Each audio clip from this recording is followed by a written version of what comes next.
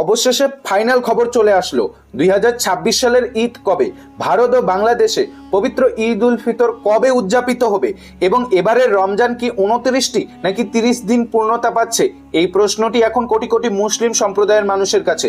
Saudi আরবে 19 March 2026 বৃহস্পতিবার হিজরি শাওয়াল মাসের চাঁদ দেখা না যাওয়ায় সেখানে রমজান মাস 30 দিন পূর্ণ হচ্ছে। ফলে 20 মার্চ 2026 শুক্রবার সৌদি আরব সহ মধ্যপ্রাচ্যে পবিত্র ঈদ উল ফিতর উদযাপিত হওয়ার বিষয়টি নিশ্চিত করেছে সৌদি আরবের চাঁদ দেখা কমিটি।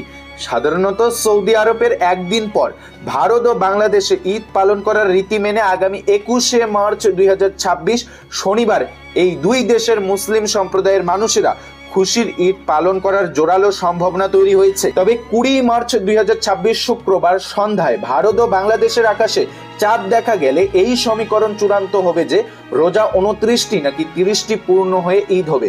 সৌদি আরবের সর্বশেষ আপডেট অনুযায়ী 19 মার্চ আকাশে মেঘলা আবহাওয়া এবং বৃষ্টির কারণে চাঁদ পর্যবেক্ষণে কিছুটা প্রভাব পড়েছিল, তবে শেষ পর্যন্ত দেশটিতে 30টি রোজা পূর্ণ হওয়ার সিদ্ধান্তই গৃহীত হয়েছে।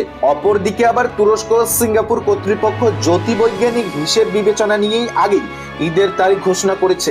তুরস্ক 20 মার্চ শুক্রবার ঈদ পালনের ঘোষণা দিল।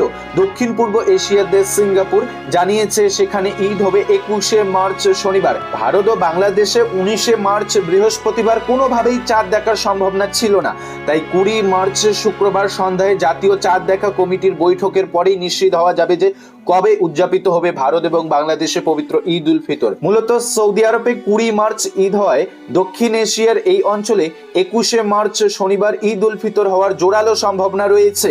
তাই অগ্রিম সবাইকে পবিত্র ঈদ উল ফিতরের অনেক শুভেচ্ছা জানাচ্ছি, সবাইকে ঈদ মোবারক জানাচ্ছি। সবাই কমেন্ট বক্সে লিখে যাবেন ঈদ মোবারক। কে কোথা থেকে ভিডিওটি দেখছেন কমেন্টে জানাতে ভুলবেন।